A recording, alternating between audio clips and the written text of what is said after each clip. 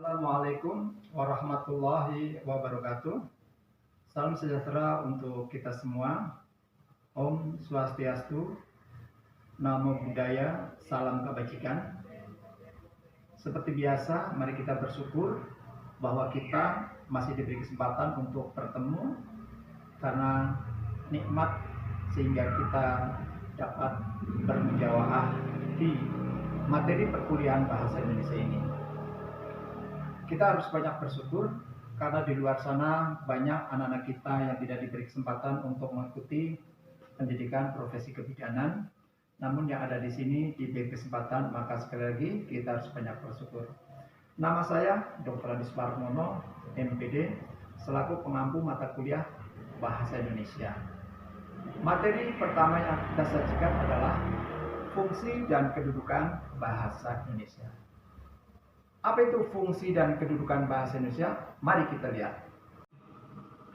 Bahasa nasional dan bahasa negara. Standar kompetensi yang ingin dicapai adalah mahasiswa terampil berbahasa Indonesia sebagai bahasa nasional dan sebagai bahasa negara secara baik dan benar untuk menguasai, menerapkan, dan membandingkan ilmu pengetahuan, teknologi, seni sebagai perwujudan kebanggaan terhadap bahasa Indonesia yang berprofesi sebagai ahli kebidanan. Pengertian bahasa Indonesia, pengertian bahasa itu ada dua, pengertian menurut filsafat dan pengertian menurut ilmu bahasa. Apakah latar belakang perkuliahan materi bahasa Indonesia itu sendiri? Latar belakangnya adalah salah satu dari kebijakan pemerintah yang telah direncanakan oleh Presiden Soeharto pada tanggal 20 Mei 1995 yang lalu, ialah disiplin penggunaan bahasa Indonesia yang baik dan benar. Tentu saja kebijakan pemerintah tersebut harus kita laksanakan dalam wujud nyata, yaitu dalam penggunaan bahasa sehari-hari, baik dalam suasana biasa maupun dalam suasana resmi. Apakah tujuan pembelajaran bahasa Indonesia? Tujuan pembelajaran bahasa Indonesia, tujuan umum, agar pemakaian bahasa Indonesia dapat menggunakan bahasa Indonesia dengan baik dan benar dalam kehidupan sehari-hari, baik lisan maupun tulis, baik dalam arti biasa, dipahami oleh orang yang diajak bicara atau komunikasi, benar dalam arti pemakaian bahasa Indonesia harus sesuai dengan kaidah bahasa Indonesia yang telah dilakukan atau yang telah dibakukan. Tujuan khusus agar bahasa Indonesia dapat menjelaskan asal mula tujuan bahasa Indonesia dipilih sebagai bahasa resmi. Tujuan khusus berikutnya menggunakan bahasa Indonesia sesuai dengan fungsinya. Tujuan ketiga, membedakan penggunaan bahasa yang benar dan dengan yang salah. Fungsi khusus yang berikutnya atau tujuan khusus berikutnya menjelaskan terjadinya gejala bahasa dalam pemakaian bahasa Indonesia. Tujuan khusus yang keempat adalah menggunakan bahasa, gejala bahasa dalam pemakaian bahasa Indonesia. Tujuan khusus yang terakhir, menggunakan ejaan bahasa Indonesia dengan benar. Apakah pengertian bahasa itu? Bahasa menurut filsafat, bahasa adalah ucapan, pikiran, dan perasaan manusia sebagai alat komunikasi antar anggota masyarakat. Pengertian bahasa menurut ilmu bahasa adalah ucapan, pikiran, dan perasaan manusia menggunakan alat ucap manusia atau mulut sebagai alat komunikasi antar anggota masyarakat. Biasanya kita melihat di pinggir jalan pada saat kita sedang keluar daerah mengendarai sepeda motor, melihat rambu-rambu lalu lintas itu termasuk bahasa menurut filsafat. Kalau menurut bahasa, ilmu bahasa itu sendiri adalah yang disampaikan dan yang diajarkan dari TK sampai perguruan tinggi, itu adalah ilmu bahasa. Apakah fungsi bahasa Indonesia itu? Fungsi bahasa Indonesia adalah sebagai alat komunikasi.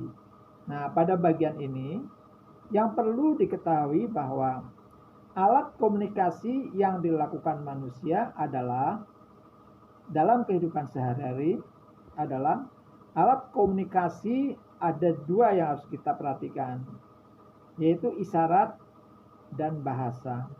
Alat komunikasi yang berupa isyarat, misalnya tanda-tanda, bunyi-bunyian seperti lonceng, fluid, atau benda-benda lain. Bahasa sebagai alat komunikasi yang khusus, yaitu yang tadi kita katakan sebagai alat komunikasi yang dipelajari dari TK sampai perguruan tinggi. Dari manakah asal usul bahasa Indonesia? Asal mula bahasa Indonesia berasal dari bahasa Melayu, dan dasar bahasa Indonesia ialah bahasa Melayu yang dalam perkembangan sebagai lingua franca disesuaikan dengan pertumbuhan dalam masyarakat Indonesia sekarang. Misalnya dengan diperkaya oleh bahasa daerah yang tumbuh dan berkembang dari setiap daerah yang mengembangkan bahasa daerahnya masing-masing. Arti lingua franca di sini adalah bahasa Melayu pada saat itu disejajarkan dengan bahasa Perancis yang berkembang di Eropa, sedangkan bahasa Melayu berkembang di Asia Tenggara. Kemudian, apakah fungsi bahasa itu? Fungsi adalah nilai pemakaian yang diberikan kepada sesuatu. Kalau itu bahasa, berarti diberikan kepada bahasa itu. Fungsi bahasa secara umum, bahasa dapat dibedakan antara lain sebagai berikut. Untuk tujuan praktis, yaitu untuk membedakan antara hubungan dalam pergaulan sehari-hari. Untuk tujuan artistik, manusia mengolah dan mempergunakan bahasa itu dengan cara seindah-indahnya guna pemuasan rasa estetis manusia. Untuk tujuan iptek, yaitu menjadi kunci untuk mempelajari ilmu pengetahuan dan teknologi. Tujuan filologis, yaitu untuk mempelajari naskah-naskah tua, untuk mempelajari latar belakang kebudayaan suatu bangsa, seperti sejarah, adat istiadat, termasuk bahasa di dalamnya.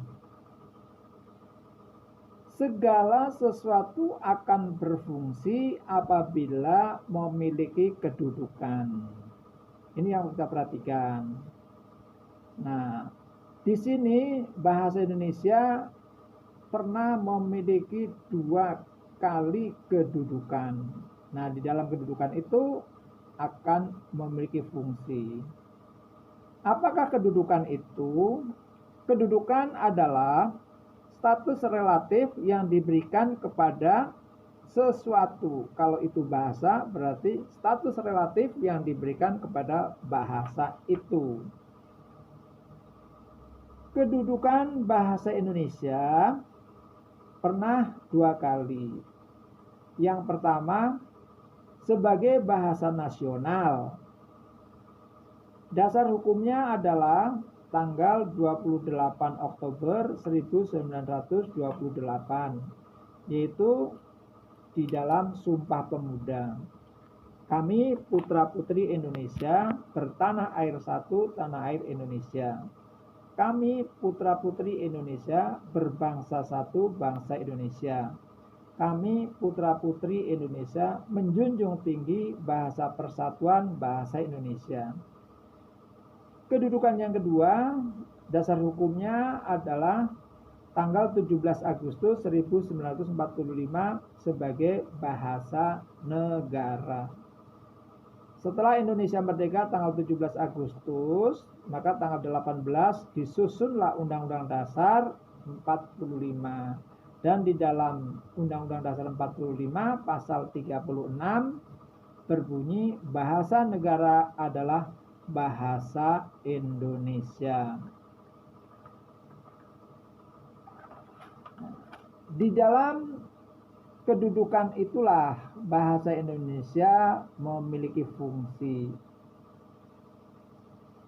Kedudukan dan fungsi bahasa Indonesia yang pertama sebagai bahasa nasional, fungsinya adalah identitas bangsa Indonesia. Mengapa sebagai identitas bangsa? Karena banyak bangsa-bangsa lain yang tidak memiliki identitas dari bahasanya. Seperti Amerika Serikat, bahasanya Inggris.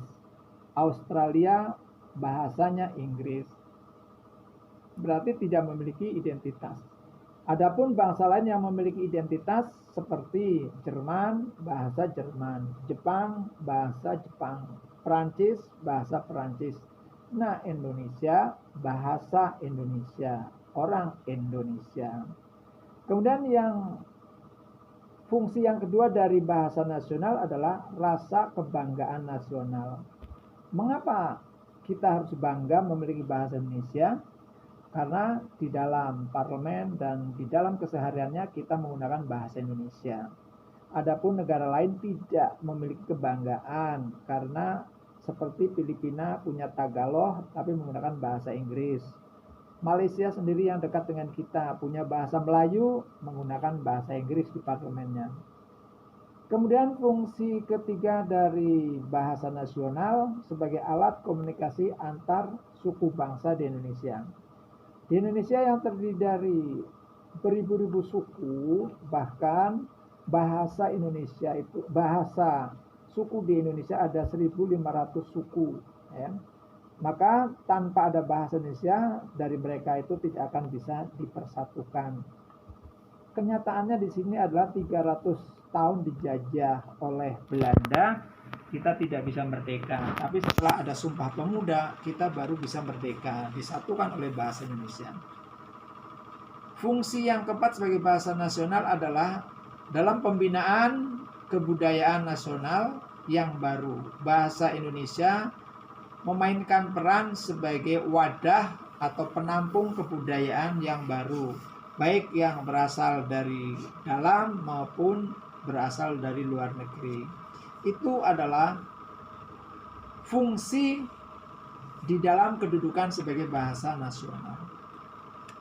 Fungsi di dalam kedudukannya sebagai bahasa negara, yang pertama sebagai bahasa resmi negara. Mengapa menggunakan kata resmi? Karena pemahaman resmi di sini ada resmi daerah, ada resmi negara. Kalau resmi daerah, silakan bahasa daerah ditumbuh kembangkan. Tapi di dalam bahasa resmi negara, bahasa resmi negara jelas. Setiap upacara bendera menggunakan bahasa resmi negara. Tapi setiap ada pernikahan dengan seremonial dan sebagainya menggunakan bahasa daerah tidak ada masalah, tidak dipersalahkan. Fungsi sebagai bahasa resmi negara yang kedua, pengantar di dunia pendidikan dari TK sampai perguruan tinggi. Nah, di Indonesia Bahasa yang digunakan di sekolah-sekolah dari TK sampai perguruan tinggi menggunakan bahasa Indonesia. Dulu kita pernah mendengar ada sekolah-sekolah internasional, ya kan? Sekarang tidak ada lagi, semua reguler, semua menggunakan bahasa Indonesia. Bahkan upacara dulu pernah ada penggunaan sampai 3 bahasa, bahasa Inggris, bahasa Arab, bahasa Indonesia. Nah sekarang pun tidak ada lagi. Ya. Itu sebagai pengantar di dunia pendidikan. Karena kalau tidak digunakan di TK sampai perguruan tinggi itu melanggar undang-undang. Fungsi yang keempat dari bahasa resmi negara sebagai alat pengenalan pembangunan. Semua pemerintah yang ada di Indonesia di dalam memperkenalkan pembangunan di Indonesia harus menggunakan bahasa Indonesia. Kemudian fungsi yang keempatnya sebagai alat pengembang iptek, ilmu pengetahuan dan teknologi. Semua yang ada di Indonesia harus diterjemahkan ke dalam bentuk bahasa Indonesia. Itulah fungsi dan kedudukan bahasa Indonesia yang harus kita perhatikan. Nah sekarang bagaimana penggunaan bahasa Indonesia yang baik dan benar? Penggunaan bahasa Indonesia yang baik dan benar dalam penggunaannya adalah bisa diperhatikan. Di sini ada kelompok salah, betul, bentuk kompleks. Kalau salah, di sini ada kata juang, ya, pakai o dan a, sedangkan yang betul adalah juang. Ya. Kemudian yang salah adalah berjuangan, yang benar adalah memperjuangkan. Ini adalah bentuk yang salah dan benar atau betul, baik dalam bentuk kompleks maupun kata. Salah karena pengaruh bahasa daerah. Di sini salah dalam penggunaan bahasa karena ada pengaruh dari daerah yang dibawa oleh si pembicara. Contohnya yang salah agar supaya, yang betul cukup agar atau supaya. Kemudian bilang saja sama dia. Yang benar atau yang betul katakan kepadanya. Dan seterusnya, ini yang harus kita perhatikan. Kemudian salah karena bahasa asing. Karena kita kadang-kadang ke barat-baratan, maka sampailah di dalam pemakaian bahasa Indonesia dimasukkan bahasa-bahasa asing. Contoh yang salah, Perserikatan Bangsa-Bangsa.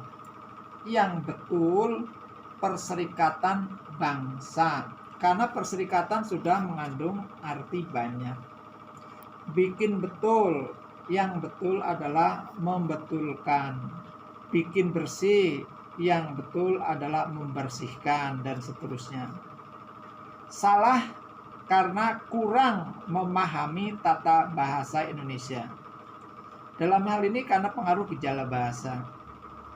Gejala bahasa ialah peristiwa yang menyangkut bentuk-bentuk kata atau kalimat dengan segala macam proses pembentukannya. Gejala bahasa dapat dibedakan menjadi 2. Yang pertama, meniru contoh kata yang sudah ada, dan yang kedua, bentuk analoginya. Untuk contoh kata yang meniru yang sudah ada, dewa itu adalah laki-laki, dewi itu adalah perempuan, ya. Putra itu adalah laki-laki, putri adalah perempuan.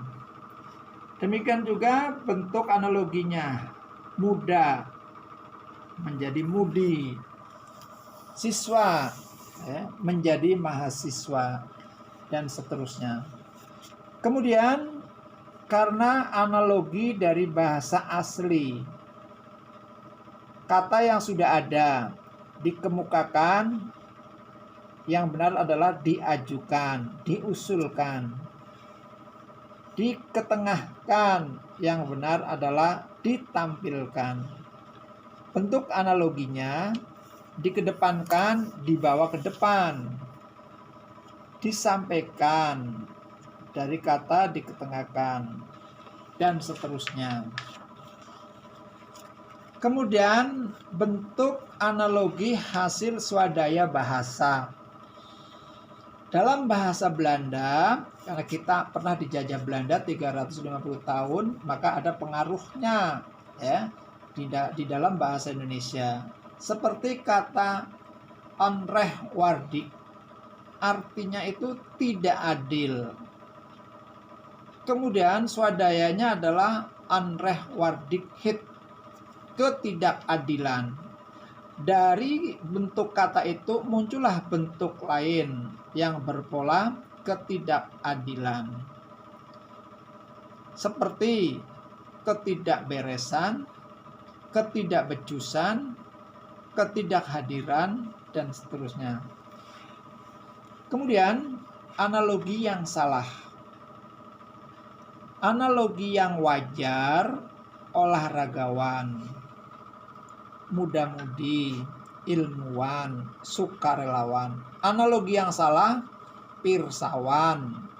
Yang betul pemirsa, saudara-saudari. Kata yang benar adalah saudara, karena berasal dari kata saudara, satu perut, dan tidak ada kata udari.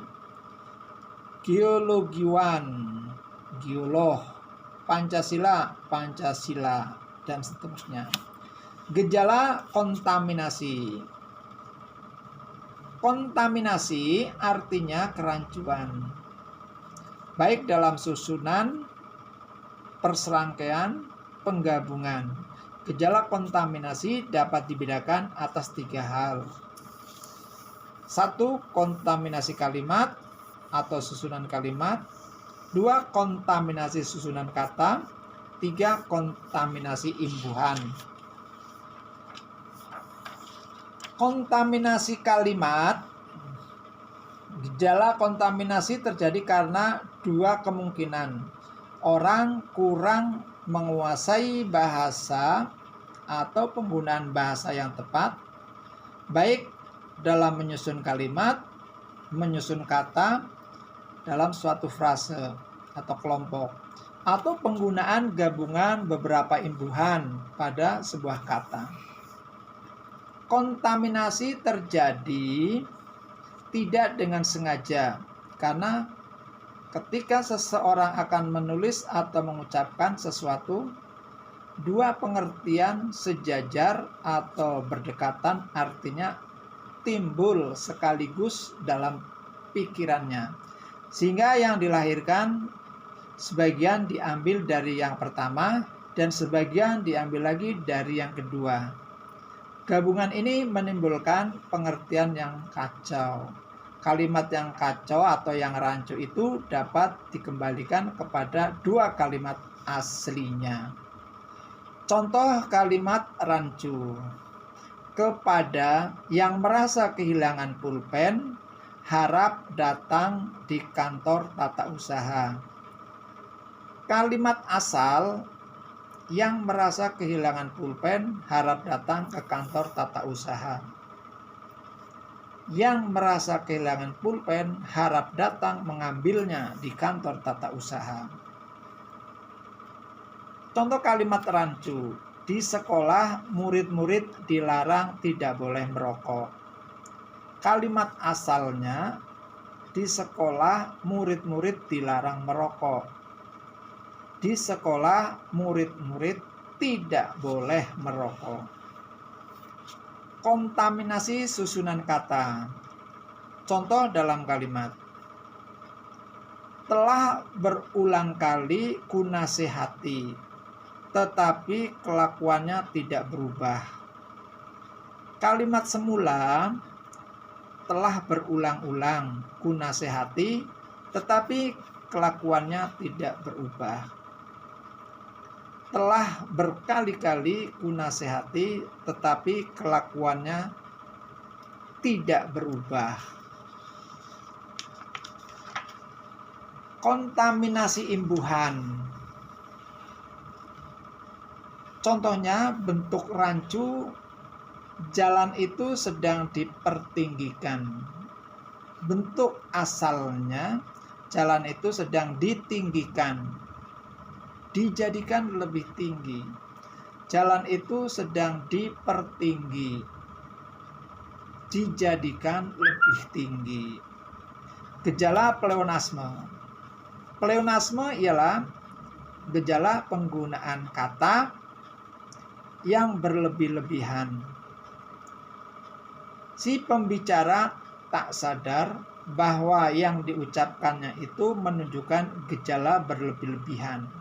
Jadi tidak disengaja. Misalnya dalam ungkapan terdapat dua kata atau lebih yang sama.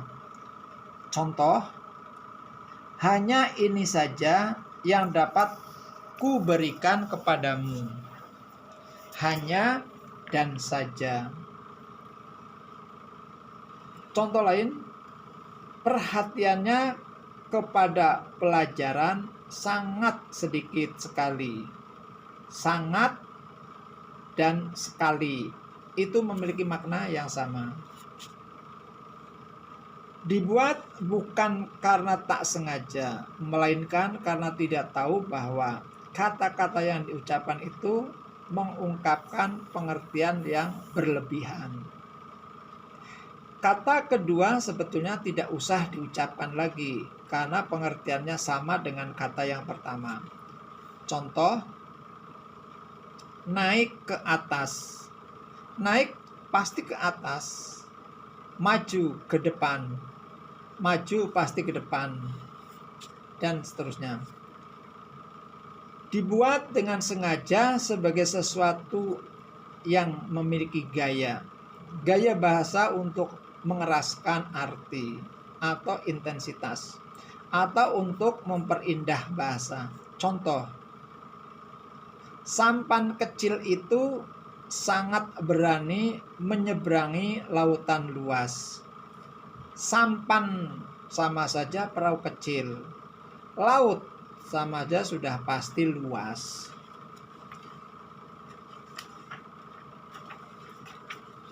Kemudian yang berikutnya, bentuk jamak dinyatakan dua kali. Contoh, para hadirin. Para dan hadirin sudah sama.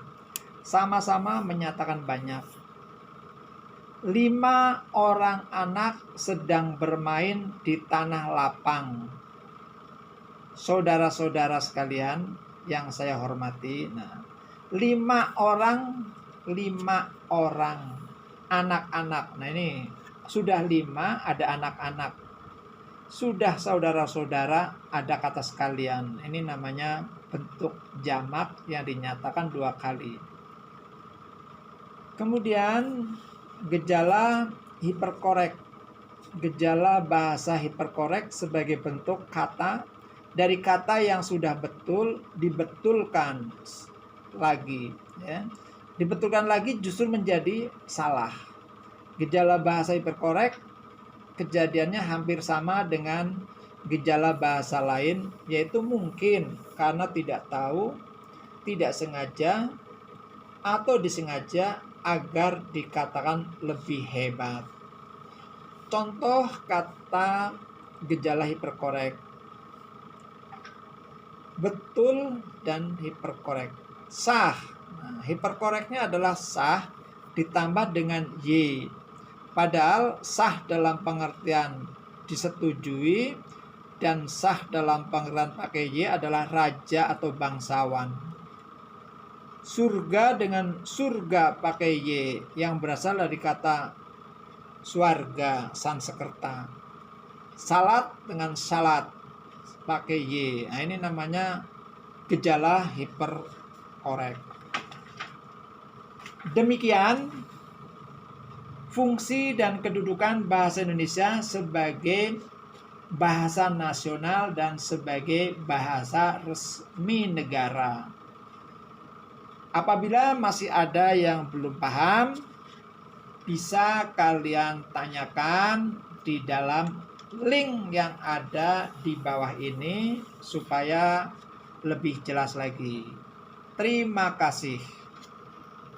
Demikian materi pertama yang kita beri judul Fungsi dan Kedudukan Bahasa Indonesia. Apabila masih ada yang belum puas atau belum paham, silakan kalian bisa bertanya melalui link yang sudah disediakan. Dan jangan lupa, tugas harus disampaikan melalui email. Demikian, terima kasih. Assalamualaikum warahmatullahi wabarakatuh.